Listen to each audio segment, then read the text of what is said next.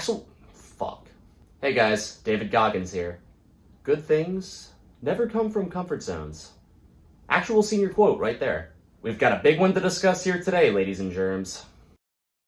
Throughout my entire career of being alive, I've always been chastised by my parents and teachers about the importance of my time and how I shouldn't waste it laying around doing things that don't provide me with any value or further me in some way.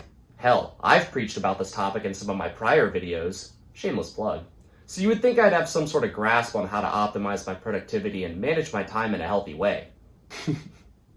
You're funny. See, the truth is, as much as I strive to advocate for using every moment to its full advantage and not taking your time for granted, I catch myself time and time again falling into the same trap of prioritizing short-term reward over long-term fulfillment. Now, I've never been diagnosed with ADHD or any other sort of attention deficit disorder, but boy, sometimes I wonder. And believe me, summertime is the worst. It just seems like the more free time I have, the more content I am with wasting it. Executive function has never been my strong suit, and I've always struggled to put off that quick hit of dopamine in favor of a more challenging but ultimately worthwhile goal. Hell, I've literally rubbed one out like 3 times today. In case you were wondering. And this lack of productivity and time management has come in many forms throughout the years, with my vices ranging from overeating to video game binging, and most recently, the excessive use of a certain herbal remedy. How high are you? It's hi, how are you? It becomes especially painful when I'm fully aware of how inactive I'm being, yet I consciously continue to stay in my bubble and let my crippling fear of failure get the better of me. For example, I had so many goals for the summer that I wanted to pursue, yet here we are in December, and I've just barely dipped my toe into the kiddie pool. It just feels like the only thing I'm actually consistent with is making excuses. And believe me, I've got that shit down to a science. Learn guitar? Nah, too hard. I don't want my fingers to hurt. Become fluent in French? Maybe once I move to France in like 10 years. Go to the fucking gym? But I haven't mentally prepared myself. Give me like 6 more hours. Watch YouTube and sleep all day? Shit, say less. I get that downtime is a good thing when it's properly utilized and spaced out, but it becomes an issue when all of your time is downtime. Can you, be quiet? God damn it. For people like me who struggle with moderation and balance when it comes to daily activities and obligations, it's hard for me to realize sometimes that too much of a good thing isn't actually good at all, and that an excess of pleasure in the short term almost always leads to pain in the long term. Once you finally realize you've been duped this whole time with all these little attention stealers. What can I say? I'm a slut for instant gratification. My thumb is practically worn down to a stump from all the swiping. It works a little something like this. With every decision you make, you're forced to pay an upfront cost and a back-end cost. The upfront cost is the time in the present moment you lose to complacency. Whatever, no big deal, right? But the back-end cost, the real cost, is the results and potential you failed to attain because you didn't make use of your time and chose comfort over ambition. Instead of exploring the vast ocean of new possibilities, opportunities, and life experiences, you just chose to stay in your bubble. But you can't stay in that bubble forever. Eventually it's gonna pop. Eventually you're gonna have to confront reality. And I realize now, approaching my 4th year of college, that the bubble I'm in right now is getting smaller and smaller and smaller. I'm gonna have to make a decision eventually. Do I want to pursue this YouTube stuff full time or get a real job?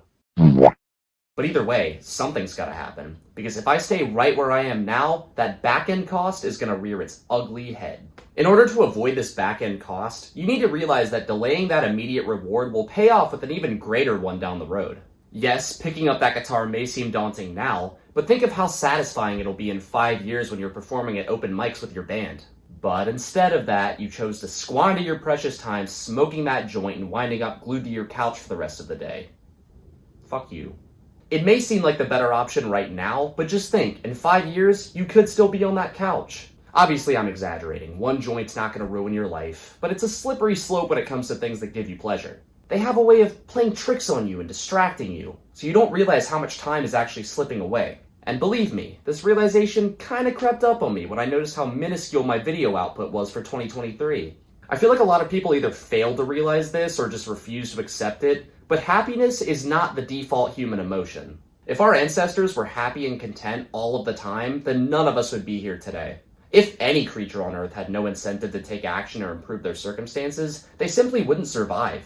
Motivation is crucial to our well-being. If we didn't have it, then we'd all just be leaves floating in the air aimlessly.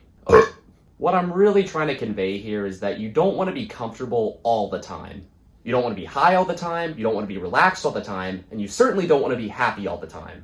Why? Because then you wouldn't be happy, you'd just be normal. Without sadness or suffering, there'd be no comfort or joy to juxtapose it with. Without pain, there'd be no pleasure. We may see comfort as a good thing that we should be striving for all the time, but we also need to remember that some degree of struggle and discontent is required for growth and change. So for me, I may love plowing through 50 YouTube shorts in the morning before I get out of bed, and I may prefer playing video games in the evening over writing new scripts. But if I want to further my position in the world, and I want to see those big picture goals achieved, sometimes I need to say no to that party invite, or get up that extra hour early, or choose that oatmeal over that cinnamon roll, or cancel my subscription. Actually, I don't know about that one. So if I want to experience any sort of progress in my life, I need to learn to get off my lazy ass and do shit that I don't want to do every now and again. Don't get me wrong, I'm not implying that you should never enjoy downtime or engage in leisurely activities. I'm just advising you to be careful of how you balance work and fun. You never want to let one take precedent over the other, because believe me, you can go way too far in the other direction as well, which I shall be discussing in an upcoming video. Until then, stay comfy, my friends. Just not too comfy. This is Salami Motherfucking Sandwich signing out. I'm gonna go watch Netflix and not pay my taxes.